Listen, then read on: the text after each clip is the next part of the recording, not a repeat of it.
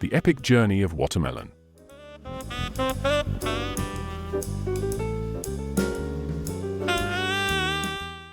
In the annals of botanical history, few fruits have traveled as far and wide, both geographically and culturally, as the watermelon.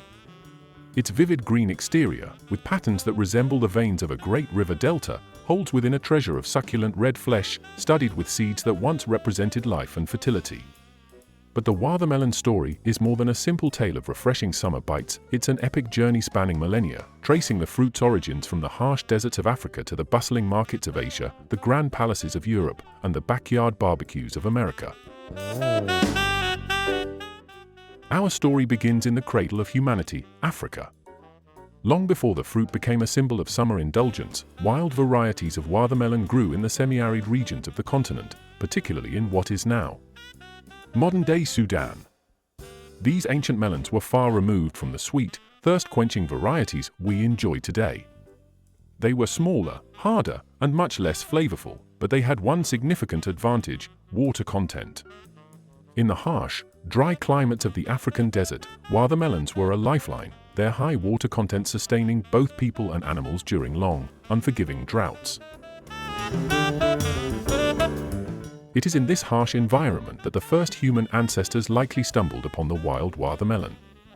These early people recognized the fruit's potential for survival, and over time, they began to domesticate it, selectively cultivating melons that were larger and more palatable.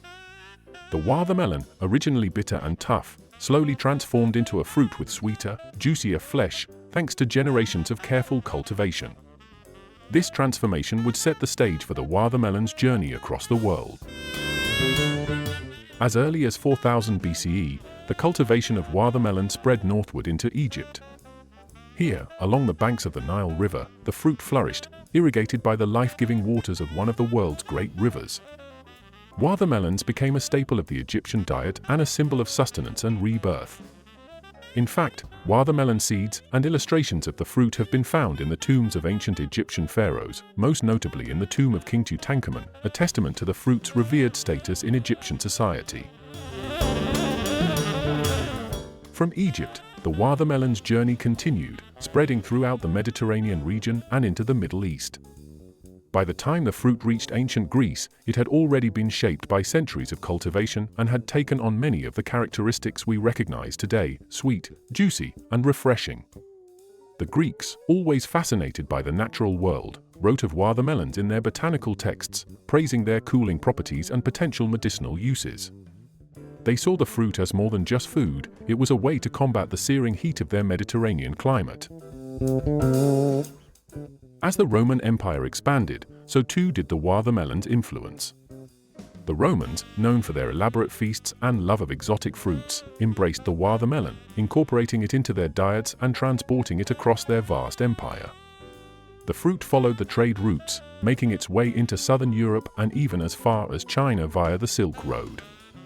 It is here, in Asia, that watermelon took root and flourished in ways that would surprise even the ancient Egyptians.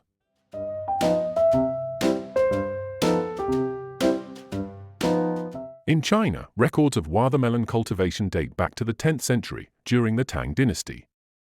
The fruit, celebrated for its cooling properties during the hot summer months, quickly became a favorite among the Chinese elite.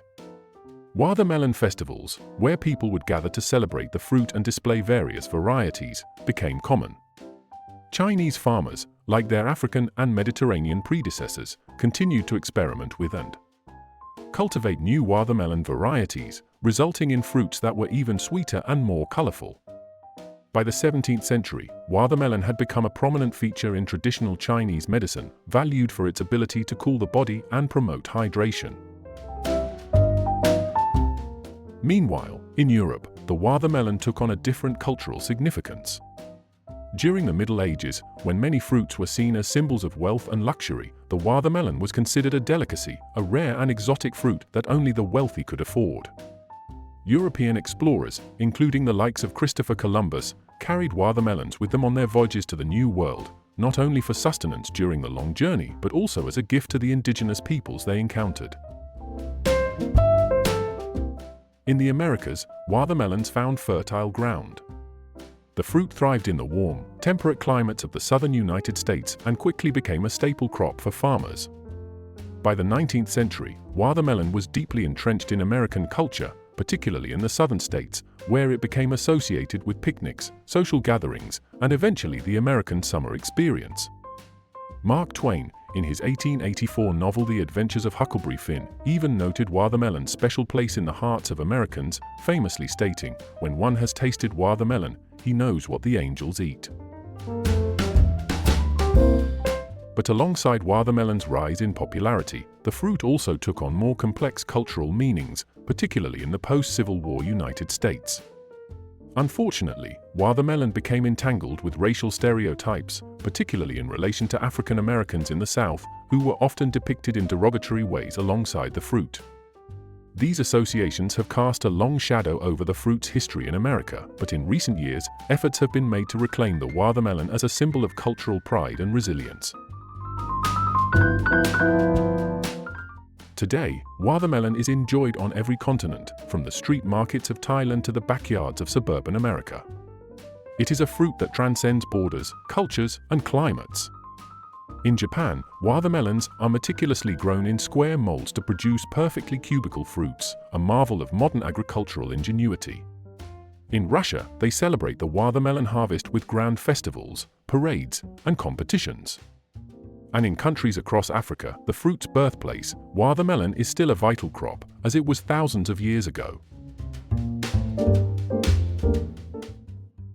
As we reflect on the epic journey of the watermelon, we see a fruit that has been shaped by centuries of human cultivation, trade, and migration. It is a symbol of survival and adaptation, a fruit that has nourished and refreshed countless generations across the globe.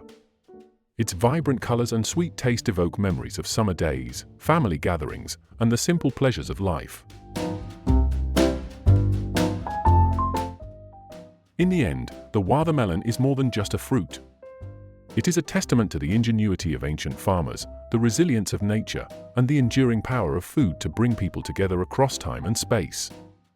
Whether we are biting into a cool slice at a summer picnic or savoring it in a refreshing salad, we are participating in a tradition that spans millennia, a tradition that celebrates life, growth, and the sweet joy of the harvest.